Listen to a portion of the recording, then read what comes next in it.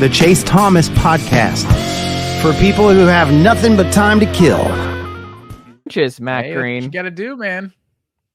You got to stack him. But Gabriel Ellison has been in the boat for a while, so I'm not going to include him on my list, even though I am very excited about Gabriel Cinda and what he can be at Tennessee going forward. But my new commit that's kind of interesting, because I kind of talked about this at the top here, Matt Green, because right now, Tennessee, they're 14th nationally, but remember, folks, they just don't have many recruits in this class. Like, it's a very, there's a lot up in the air. So they have 1, 2, 3, 4, 5, 6, 7, 8, 9. Yeah, they have 9 players in this class. So it's still a ways to go as Tennessee fills this thing out.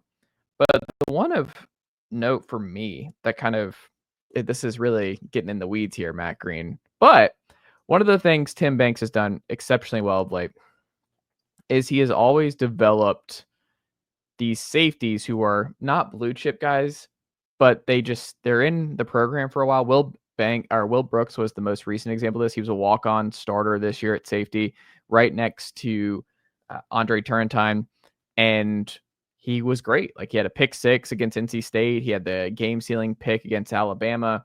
He had a really good year, and a lot of fans were worried about the safety spot going into last year. We're like, oh, we're going to have a walk-on, and you kind of saw this with Dan Jackson, right, where fans just kind of, they see walk-on, and it's like, all right, well, maybe Kirby Smart knows that Dan Jackson's a pretty good player, and now he's with the Lions. Like, it's kind of the same kind of deal where Tim Banks knows safeties, and Tim Banks is really good at handling and evaluating that position, but they still have not recruited blue chippers really at that spot. The only blue chipper they had committed, who then was a last second flip, was Shady Hayward last year from Toombs County, who ended up at Florida in the 2025 class. So that was it. Like, right now they're battling for a 4-star out of Oakland, Craig Tutt, and that's an Ole Miss Tennessee battle, it looks like. So we'll see on that front of the next couple of weeks. But by and large, he's made do with 3 stars and transfers at that safety spot.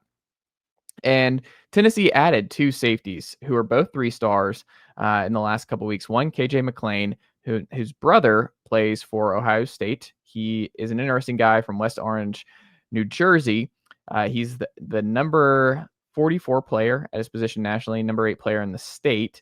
But he is super interesting to me because he's 5'11", 160. KJ McLean, like I said, his brother is at Ohio State, so that's intriguing. But he's one of 2 3-stars they've added, because the other one, who I actually think is most interesting, is Luke Thompson, who's 6'1", 175 from Franklin. He ran a 4.140, I believe, Matt Green. So he's a burner.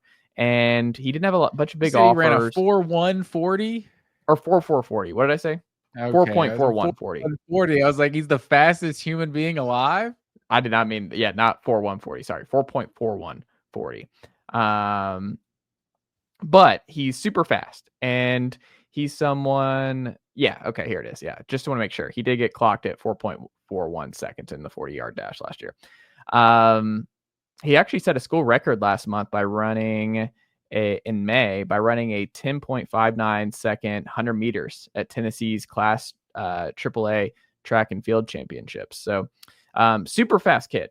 He's also a legacy. Both of his parents played at sports at Tennessee. But he's someone that I think Tennessee fans were like, oh, we'll see.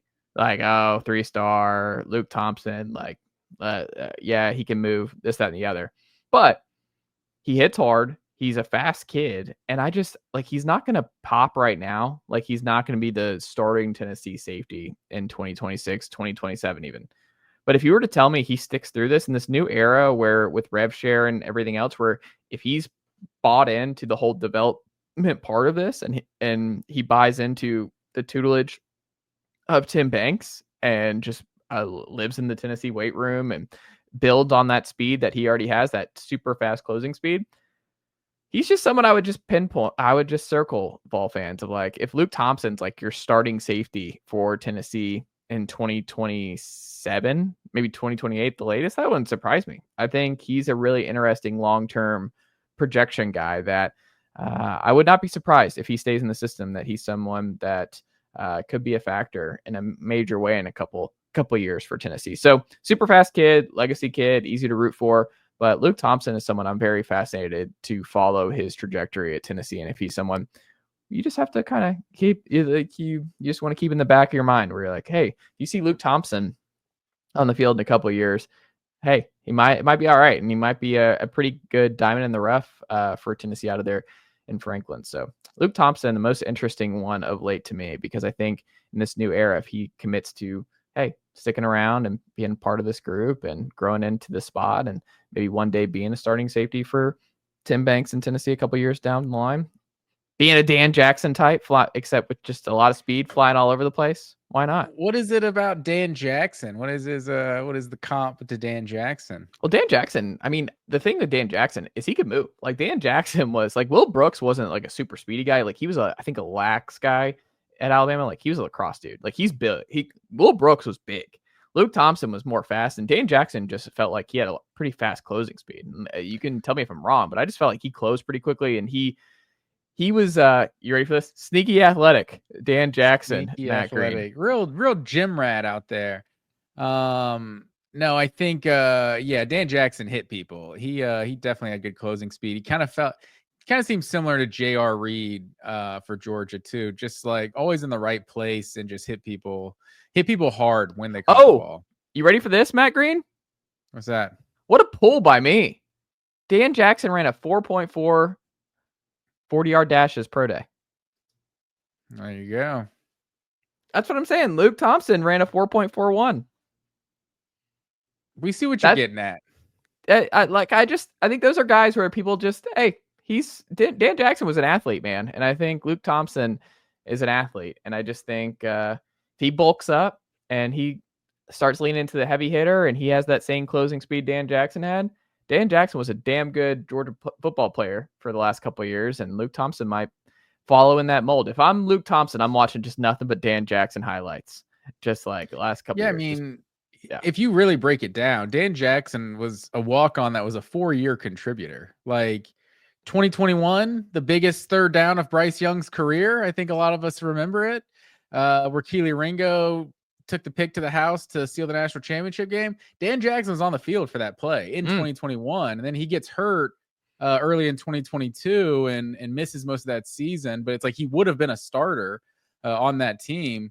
And then obviously starts in 2023 and 2024. So play starter minutes. Or am I confusing the years right now? He got hurt one of those years. But yeah, basically contributed for 4 years, even though he's a walk-on. It's kind of crazy. All right, Matt Green. Well, we are going to do our SEC quarterback tiers here on today's edition of A Pod Divided, sir. We broke these up, and I should say you had a good idea on how to break up these tiers in terms of experienced good quarterbacks, unproven potential stars, experienced limited upside quarterbacks, brand new starters, and some experience not good. Let's start at the bottom here and then work our way up, right? I think that's probably the best way of going about this. Nicely done, nephew. The Chase Thomas podcast. Hell yeah.